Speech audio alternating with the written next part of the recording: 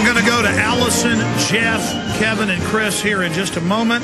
The toll-free number to join us on this live Thursday, the 17th day of December, 2009 edition is 1-800-259-9231. Here's some of the news coming up at the bottom of the hour. Left rebels against health reform. They're now getting a chance to read that it cuts all their health care. Oh, you got to love it. Such a scam. Just everything goes to the banks. Senate panel approves Bernanke nomination. That's bad news. Nancy Pelosi says climate change summit will create jobs. I guess for bureaucrats, yeah. Predator drones hacked in Iraq operations. Yeah, hacked. Climate deal on ships and planes seen slipping away. Oh, the global tax on that's in trouble right now? And I want to get back into Rothschild says that people are fighting against global governance agenda. But the first thing I want to cover is this, then I'm going to your calls. I got on air as kind of a mainline conservative-leaning libertarian 14 years ago. I was aware of the Federal Reserve being private and of the globalist agenda, but I was kind of like a mainline Ron Paul supporter. Started doing a TV show locally on Access. I thought, I got to get on air. I got to warn people, mainly for Second Amendment issues. And suddenly old people were calling me that had code enforcers stealing their stuff. And I found out that the health department, the eugenics department, it was set up for eugenics over 100 years ago, worldwide. Remember I told you they take your baby's blood at birth for 37 years. Now that's declassified. Through the health department, which is really an international arm, that they had databases with hospitals. Now, the hospital nurse just thought they were entering into a database. This was even in the mid-'90s. And it was handwritten reports that were later filed then.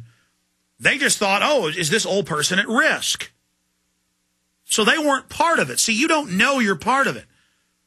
And if you'd had a heart attack or have cancer, government people in the city of Austin would go through a database and they would find out if you couldn't stand up for yourself.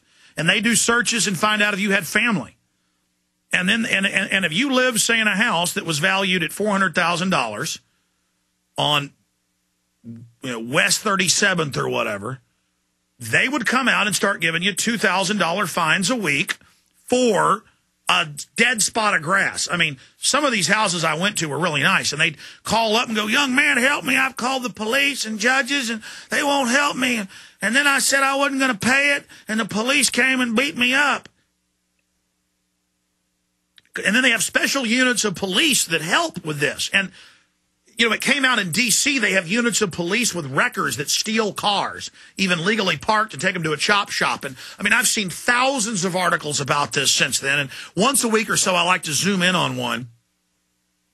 But they were working with realtors and key health department and city officials. And they would run up a big debt, then say, we're going to foreclose on your house. And millions of dollars were being made a week off of this, just robbing old people mainly. Then they targeted my grandparents in Austin. My grandfather's now dead. The strange twist of fate was I'd already been in their neighborhood, which was lower, middle class, kind of working class area in South Austin. It's since gentrified a bit, but working class area. And I'd been around their neighborhood a few times near this area of Austin where I sit. And it was always, I'd go to somebody's door and the old guy would have had a heart attack. Their little elderly wife would be like, they say because there were some boards in the back on the grass that they're going to take the house, and I've got this last month of bills and I don't have $14,000 and the city won't help me. And that inspector came and threatened me. And ma'am, when did this happen? 1 week after Bill got back after his heart attack. And I'd survived cancer, and they told me elder care said I ought to just move in a nursing home. Well, then with my grandparents, there was this city gutter about 15 feet behind their little backyard, not on their property. And they showed up and they said, we're going to give you $2,000 a week fines until you clean out all the lumber and junk from years that had flown off the major street into there. And my grandfather got back there in the summer, cleaned it all out. I found out once he had the heart attack, and I showed up out there and found out the whole story, and then I fought him off, and my dad had to send him, the letter for where their property line was. But the point is, they're just viciously feeding on people, and they're everywhere. Now, under the whole green movement, they're going to increase this 20, 30-fold. I mean, it's literally that. I mean, it's unbelievable. This is out of Philly.com. This is the Philadelphia Daily News. And there's now a city investigation. It looks like it's in all the major departments, but the home inspectors and city inspectors and code enforcers acted as a group of bandits, robbing people, kicking old people out, stealing all their property, robbing homes, threatening people for cash payoffs. And I've seen this in England. It's all the same. And as Americans or as Brits, when a bureaucrat shows up, we just wet ourselves. You're from the government? That means I serve you. You are my God. What can I do? What can I do? I'm scared of you. You're my God. I'm a coward. America is about worshiping you. I see all the TV ads and billboards that you are my God. And these people just waddle in and stealing houses, stealing goods, kicking people out, and making deals to sell their houses. Big detailed report, and they just do it here in Austin every day. And a poor family goes in to have a little kid, baby's blonde-haired, blue eyes. They got a $400,000 bounty on them. They walk in, cops grab the women by the neck and start choking them until they sign the kid over. I have walked into a hospital room as the cop has his hands around her neck and goes, get out of here, get out of here. It happened to Mike Hansen, too. We even have footage of some of it. I mean, I have seen the hell. I have seen the torture. I have seen the evil just everywhere, bleeding like cess rising. Someone's got to stop them. Someone's got to stand up against them. City workers who were assigned to clean up blight Northeast Philadelphia instead acted like a band of bandits by illegally entering homes and ransacking them of cash, jewelry, TVs, and guns. Yeah, they would confiscate people's guns. I can arrest you for this. Mine. Even though the guns were legal. District attorney went on to say, and it just talked about how they were robbing everybody, and it's just unbelievable. And just taking homes, just whatever they want.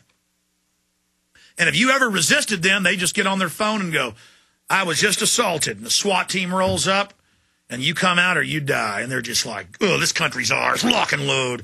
Oh, it feels so good to be a tyrant. All right, I've said enough. Let's go ahead and talk to Allison in California. Allison, you're on the air. Go ahead. Hello, Alex. I'm calling you to hopefully appeal to your trailblazing side. I wish to tell you information regarding a state-of-the-art influence technology that's having an experiment take place on a global level. It's for a grassroots campaign. We want your listeners and you to pay attention to this because it's an antithesis to everything that your show is about.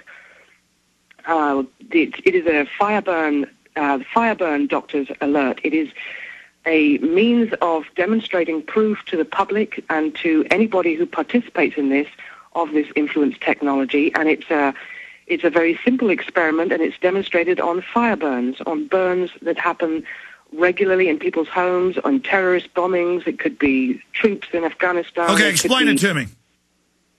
All people need to do is give their name, their date of birth, their place of birth, and if possible, a picture on a camera cell phone to 818-332-6445. Ma'am. You got to tell me what this is. You talk about influence technologies.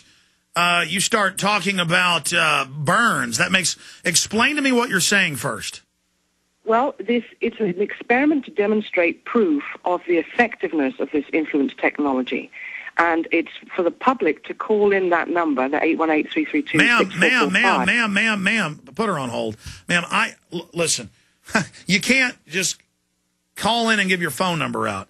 I mean, it could be, I don't think you're doing this, but we've had this happen before. You could be giving your ex-husband's number out you don't like. Okay? And then we get threatened with lawsuits. So number one, I don't like people giving their full name if I don't know who they are and I can't prove it. You know, I'm Bill Johnson and I'm going to do this to Judge Billy Bob. You can't do that. You can't call in and give phone numbers out.